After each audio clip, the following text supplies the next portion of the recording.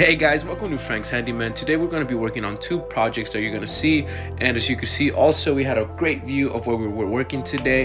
We're going to be removing some shingles in this house. They were damaged by a tree that fell. Oh, not a tree, it was a branch that fell on them, so we're going to be replacing these right here, and that's going to be our main focus today, removing these and ones a little bit higher.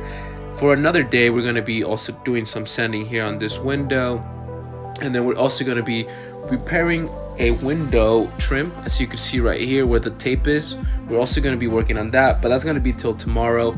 Today the main focus is going to be taking off those shingles that were damaged by the branch. So right now he's just going to start setting up, and then we're also going to have to remove the gutter that's right here, and that's what we're going to start by doing, just unscrewing all the screws and taking everything out. That way we have more space to work there.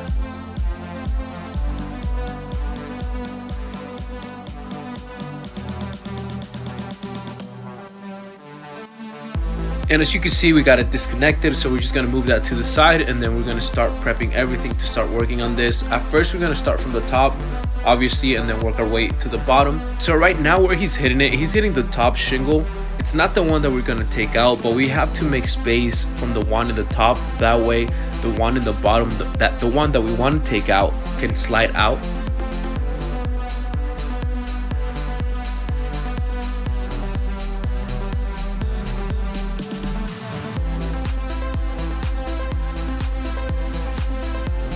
Right now he's going to put a little board right here, that way he has more space to get the one in the bottom, the one that we have to take out and replace. So that's why he puts this board right here, that way it leverages it a little bit in the outside, and then he could slide the one in the bottom out.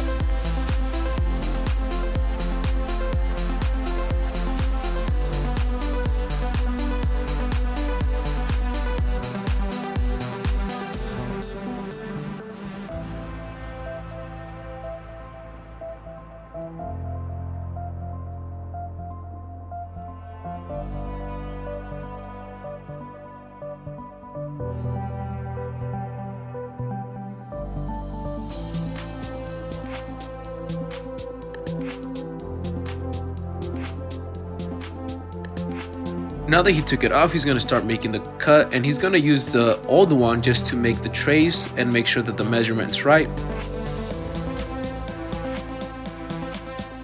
Now that he got done tracing, now he's just going to make the cut and then put the shingle back in. We're going to use the same technique as we did while taking it out. We're going to use this little metal rod, and we're going to lift the top shingle up. That way we could slide the other one in and then put all the staples.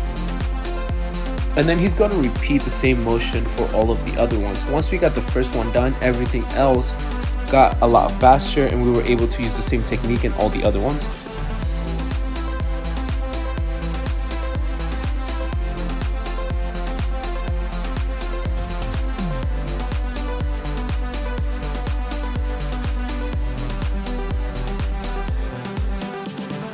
Once he finished putting this one, now he can move on to the bottom ones, and he's going to be repeating the same steps as he did on the first two.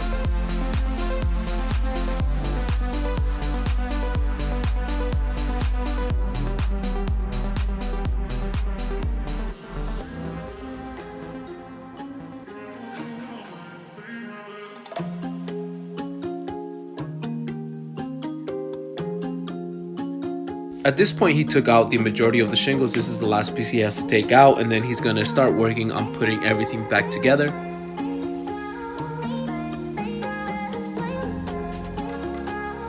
Just take note, we are not going to be painting these. Somebody else is going to do it. What we're doing is just preparing it for somebody else that's going to come and then paint them. So that was the only reason why we didn't paint them, and that's why you see the difference in color. Eventually somebody is going to come along and then paint them. All we had to do was just replace the ones that were damaged by the branch. Right now he's just going to start cleaning all the little left pieces that were still stuck in there, and once he got done taking out all the little pieces, now he's just going to start putting in at least the first one and then move on and go from bottom to top.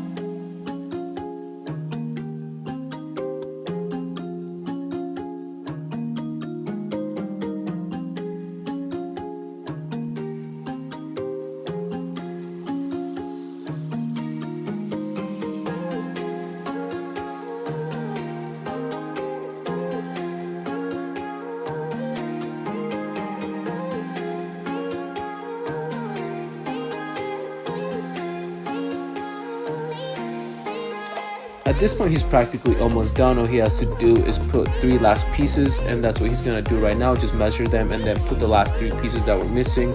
And once he gets done with this, that was all of the ones that we had to replace, at least for today. And as you can see, this is the before, and then you're gonna be seeing the after as well.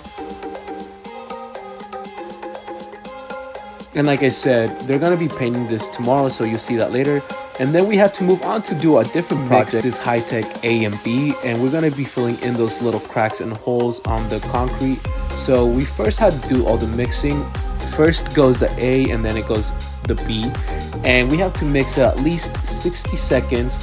That way it has a certain consistency where it's not too liquidy and it doesn't run over the holes or the cracks just because they're not all leveled.